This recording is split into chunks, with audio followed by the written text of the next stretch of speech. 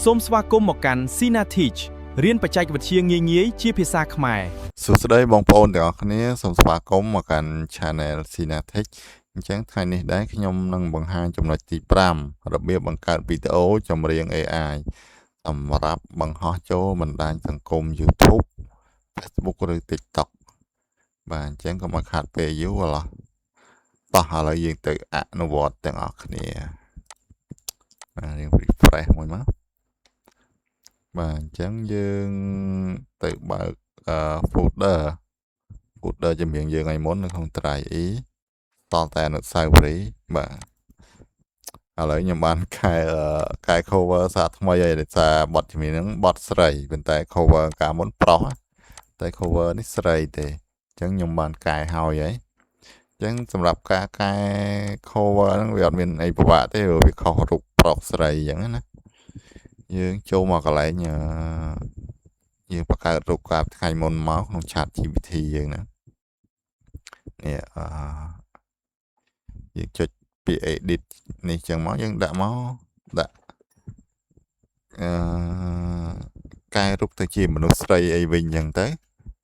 ហើយបន្ទាប់មកយើងចុចញ៉ាព្រោះនេះទៅគឺវាកែឲ្យហើយបាទនេះខ្ញុំធ្វើនេះចឹងនេះកែទៅជាមនុស្សស្រីទាំងពីរហ្នឹងបាទឃើញវាកែឲ្យទៀតបាទអញ្ចឹងរបៀបកែមានតែប៉ុណ្្នឹងទេតោះឥឡូវយើងមកបង្កើតវីដេអូសម្រាប់បង្ហោះចូល YouTube ឬក៏បណ្ដាញសង្គមផ្សេងអញ្ចឹងយើងត្រូវប្រើកម្មវិធី CapCut ទាំងអស់គ្នាត្រូវមានកម្មវិធី CapCut ហ្នឹងបាទឥឡូវខ្ញុំមកបើកកម្មវិធី CapCut ហ្នឹងមកបាទឥឡូវនេះទាំង CapCut របស់យើងគឺបើកបានហើយនេះហើយយើងចូលមកដល់យើងចុចពាក្យថា create project ចុចពាក្យ create project មកបន្ទាប់មកយើងត្រូវ import media យើងចូលយើង import ចុចលើហ្នឹងក៏បានយើងទាញចូលក៏បានអញ្ចឹងដើម្បីកុំឲ្យស្មុគស្មាញខ្ញុំចុច import លើហ្នឹងមកបាទចុចចំញ៉ាបោកហ្នឹងមកហើយយើងទៅរកfolder ដែលយើងបានទុកអញ្ចឹងខ្ញុំទុកក្នុង Drive E folder សល់តែអនុស្សាវរីយ៍អញ្ចឹងយើង import សម្រាប់ YouTube មក cover YT1 នេះមួយបទចម្រៀងនេះមួយមកបាទបន្ទាប់មកយើងទាញរូបមកដាក់លើនេះគេហៅ timeline អាហ្នឹងណាយើងអូសវាយកមកដាក់លើ timeline យើងមកបន្ទាប់មកយើងទាញ MP3 ឬក៏ចម្រៀង file wave យើងហ្នឹងអូសយកមកដាក់លើហ្នឹងដែរមក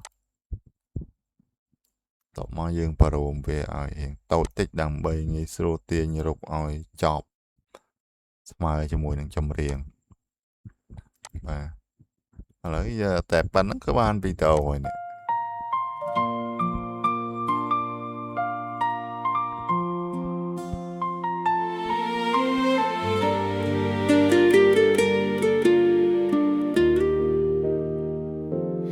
យប់ស្ងាត់ខ្យល់បក់ត្រ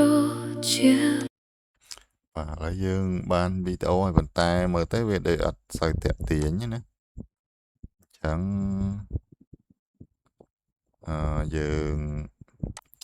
មកដាក់ effect វាយើងចុចកន្លែងពាក្យ effect នេះដែលមានរូបសញ្ញាផ្កាយហ្នឹងចុចហ្នឹងមកដើម្បីទៅរក effect ណាតំណង effect វាចេញប្រើ snowfall តែ snowfall មួយណាតំណង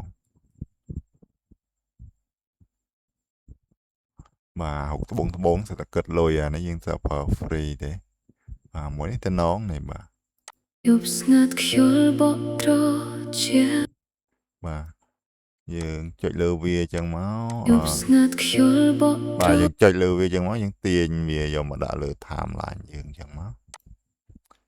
បាទបន្ទាប់មកយើងបរូម timeline យើងឲ្យតូចបន្តិចយើងអូសវាឲ្យស្មើជាមួយចម្រៀងយើងមកបាទតែប៉ុណ្្នឹងមកបានហើយនេះចម្រៀងយើងតាក់ទាញណាមើលទៅឡើងតំណងហ្មងណា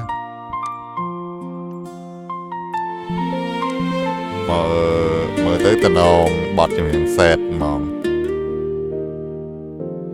យ យប់ស្ងាត់ខ្យល់បក់ត្រជាប៉ះចិត្តខ្ញុំដើរតែម្នាក់ឯងលើផ្លូវដែលធ្លាប់មានអ្នកស្នាមញញឹម តោះឥឡូវយើងមើលទៅតំណងហើយមួយទៀតបងប្អូនថាអូប៉ុណ្ណឹងវាអត់សូវល្អមើលទេខ្ញុំចង់ដាក់អក្សរយើងស្ដាប់មក យប់ស្ងាត់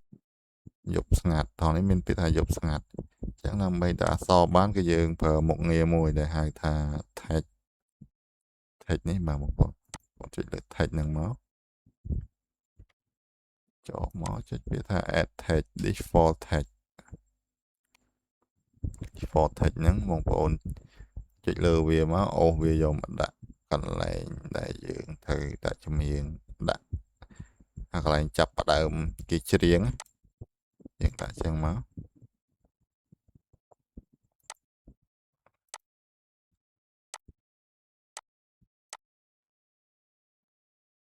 នេះយើងសេរីចឹងមកណាសេរីឲ្យស្អាតសិនមក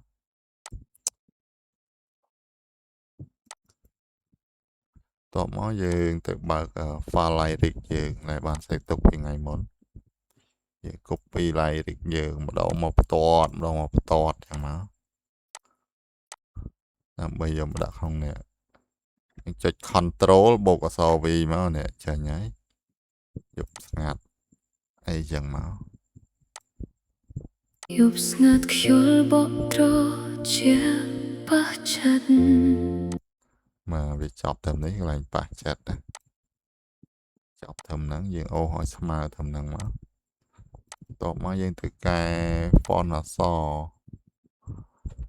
អូយ font ខ្មែរដូចអត់មានទេ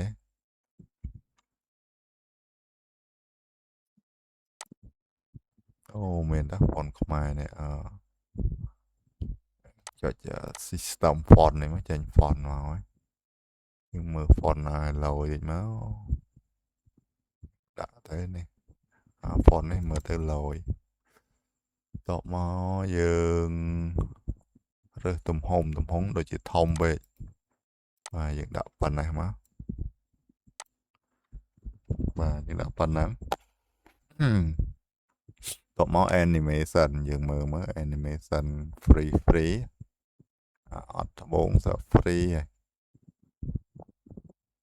អូយមានច្រើនណាស់ខាត់ animation free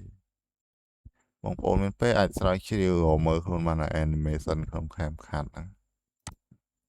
ខ្ញុំដូចជាអត់មានត្រូវប្រើបានទេ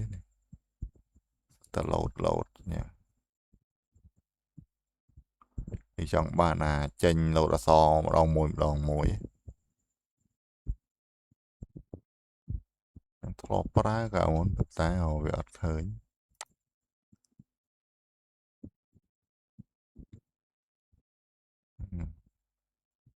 សង្ស័យគិតលុយតោះហើយយើងមិនបាច់ចាំដាក់ animation នេះទេយើងដាក់តែ text យើងប៉ុណ្ណឹងមកអូវាប៉ុណ្ណឹងមកយប់ស្ងាត់ខ្យល់បក់ត្រជាប៉ះចិត្តខ្ញុំបាទប៉ះចិត្តចប់ហើយកន្លែងខ្ញុំនេះនៅត្រង់នេះយើងចុចលើវាមក copy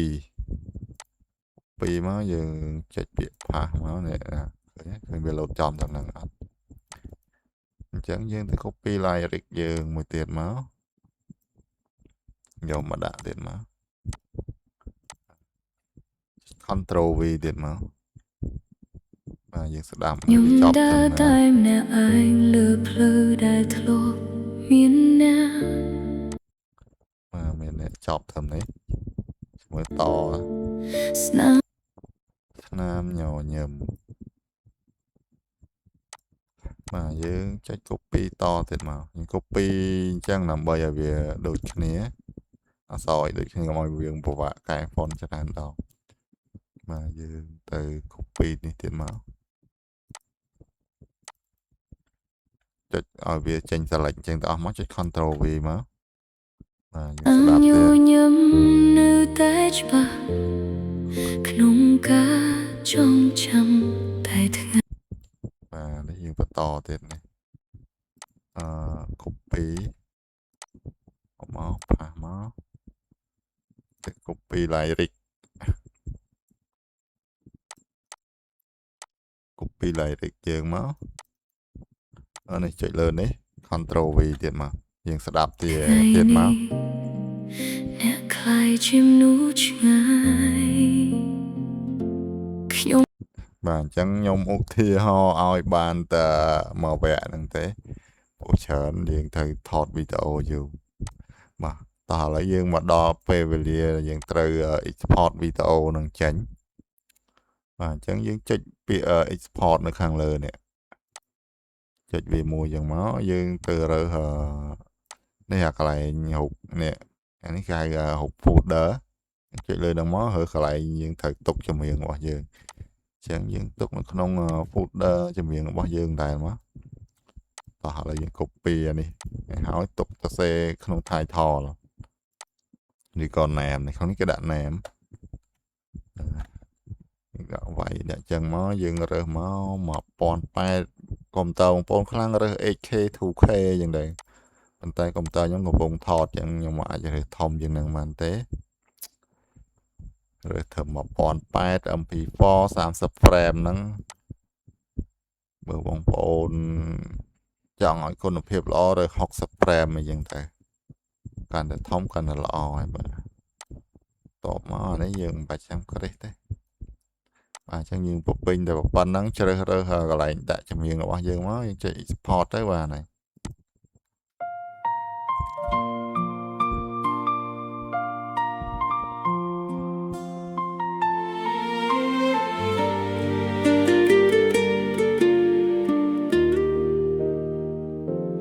យប់ស្ងាត់ខ្យល់បក់ត្រជាប៉ះចិត្ត បាទដូចជាពេញហ៎យ៉ា ខ្ញុំដើរតែម្នាក់ អូពេញលឿនហ៎ ភ្លឺដែលធ្លាប់មានណាស់ អានេះវា generate ជាទម្រង់បច្ឆោទេ ញញឹម បាទអញ្ចឹងបត់ខ្ញុំពេញហើយនេះកុំព្យូទ័រខ្ញុំលឿនដែរគាត់ចុចផាច់ពេញបាត់បាទអញ្ចឹងយើងបិទខេមខាត់យើងចោលវិញមកឥឡូវយើងបានចម្រៀងសម្រាប់យកទៅបង្ហោះក្នុង YouTube ហើយ ខ្ញុំដើរតែមាន បាទអញ្ចឹងរបៀបបង្កើតវីដេអូរបៀបបង្កើតវីដេអូចម្រៀង AI មានតែប៉ុណ្្នឹងទេបើបងប្អូនមានបញ្ហាឬចម្ងល់អីអាច comment នៅខាងក្រោមវីដេអូខ្ញុំនឹងធ្វើការឆ្លើយតប